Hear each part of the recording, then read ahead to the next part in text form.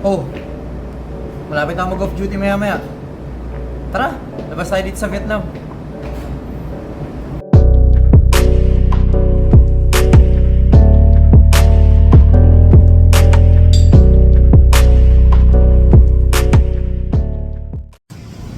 Hi guys. So, nandito kami ngayon sa Papalitan. And kasama ko yung mga kasama ko sa barko. And magpapa-money changer muna kami. After money changer, tsaka kami iikot, tsaka kami pupunta sa mga dapat namin pagbilhan ng mga souvenirs para sa mga crew members namin. Ang palitan dito is for $100, aabutin kayo ng 2,750,000. So, ibig sabihin, for $1, 27,500 Vietnamese dong. So, advice ko lang na pumunta kayo dito. Ito yung pangalan. Magkano pinapalitan nyo, sir? $100. So, magkano yan, sir? 2,750,000. 750. Ba, malaki na. Pwede na.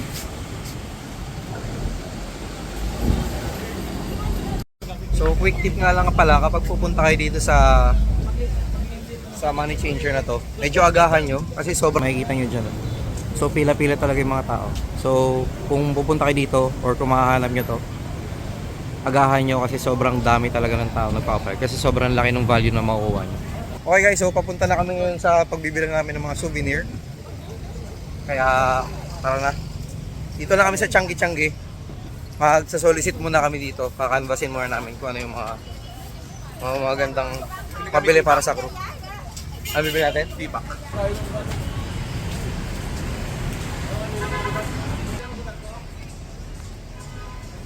Ayan, pasok na tayo dito. Hi! Good morning. Good morning. Okay, waka.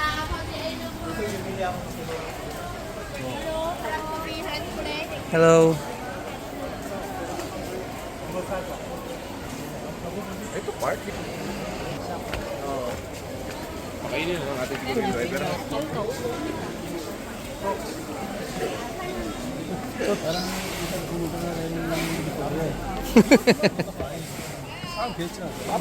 So yun nga guys, medyo masikip dito. Para siyang Divisoria.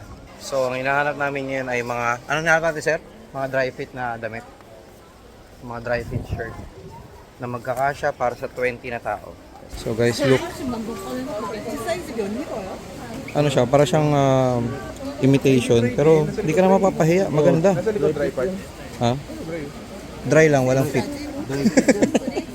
So, how much for this one? 120. 120. So, 120,000 dong para dito. So, ang 120,000 dong is just around $4, $4.5. Dry fit talaga. So, panalo ka na kaagad. Good morning! Day 2. So, lalabas ulit tayo.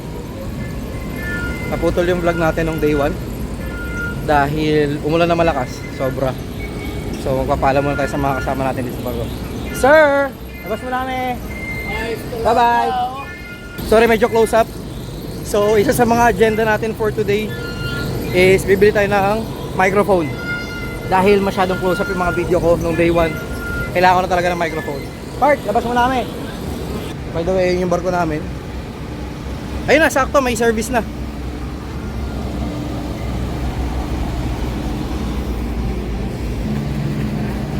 Up, yeah.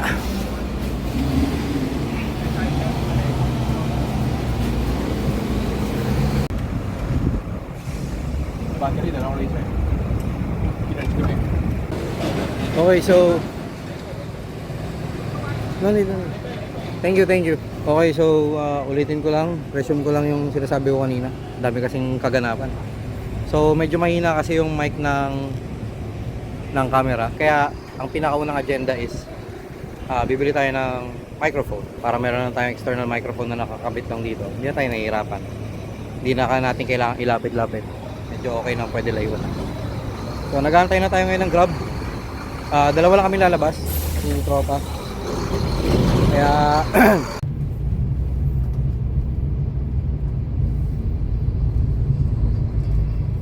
okay, so nandito na tayo ngayon sa ating first stop,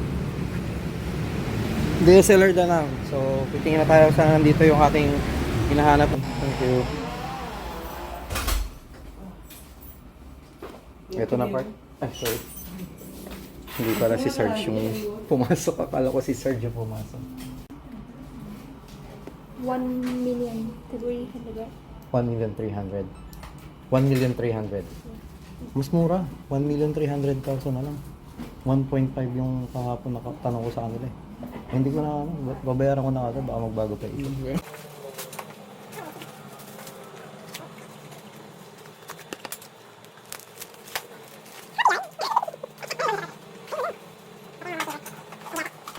So, lalabas tayo. Susubukan natin kung gagana na ang ating mic. So, hinihinaan ko yung boses ko para malaman natin kung effective ba talaga. Ayan, lumabas ako. Hindi ako naririnig. Ayan, makikita ko si Sarge. Medyo malayo na ako. Lalayo pa ako ng konti. Ayan, nandito na ako ngayon sa may labasan mismo. Kailangan namin bumalik doon sa shop kung saan bumili si Sarge nung kanyang camera. Dahil kailangan namin mabili yung accessory para ma-fully utilize niya yung tripod na binili niya kasi hindi niya magamit na maayos. So after nun, pupunta na kami sa Marble Mountain. Yung first stop namin, medyo late na. Pero anyway, may inaantay pa naman kami isang kasama. So okay lang naman siguro yan. Ayan na, nakuha namin yung kailangan niya. Yung accessory. So very nice, very nice. Makakagala na kami ng continuous. Naamoy ko na yung McDo. Parang ang lapit na lang niya.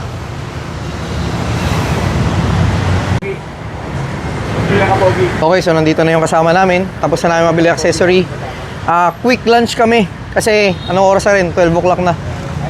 So, magla-lunch na muna kami. Finally, nakadating na. After 3 years. Grabe, sobrang tagal. Akala mo, tinulak nila yung motor. 9 months na ako sa barko, hindi pa ako nakakapag-McDo, kaya nag-request ako sa kanila na magma-McDo kami ngayon. So, McDo muna tayo. Helmet. What's up? Ayaw mo ibigay yung helmet? Nalimutan yung helmet. Souvenir, souvenir. Ay. Ang resibo ko. Yes. Correct? Thank you. Come on, come on. Tapos na kaming kumain. Nakapag-refresh na rin kami ng konti. Bili. Next time anak, next time. So mag-aantay na kami ngayon ng grab namin papuntang Marble Mountain. So yun yung pupuntahan namin.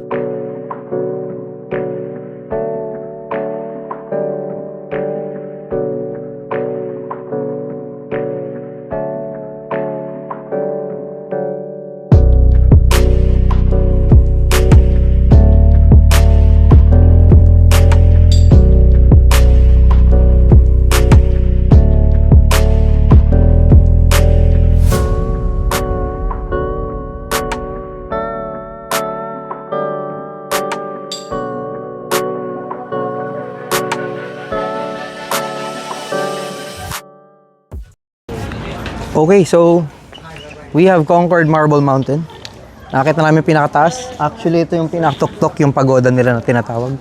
Worth it naman. Hindi naman kamahalan yung binayad namin. So, the experience is everything. Nagawa namin yung gusto naming targetin for today, which is makapunta sa pinakakaiba sa isa sa mga pinakakaibang lugar dito sa Danang. Fulfilling naman.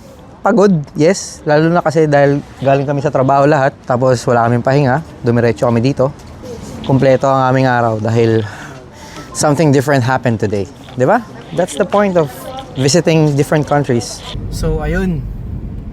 Pauwi na kami. At we enjoyed a lot. Masaya naman. Kamusta part? Ano masabi mo? Okay naman? Masaya, pero pagod. Pagod, no? Masaya pero pagod pero masaya. Totoo yun. Kasi Maraming steps, nakaka-drain kasi lakad, akyat. Tulad ng sabi ko nga kanina, pagod na galing sa work, walang pahinga, rekta labas, adventure pa yung pinuntahan. So pabalik na kami ng barko ngayon, and sadly meron na lang kaming 59 minutes exactly bago mag-resume yung trabaho namin. So from trabaho, labas, gala, balik ng trabaho. Anyway, hindi naman to araw-araw pag nandito lang naman kami sa port, kaya pinagbibigyan lang din namin yung mga sarili namin na mag-enjoy. That's it.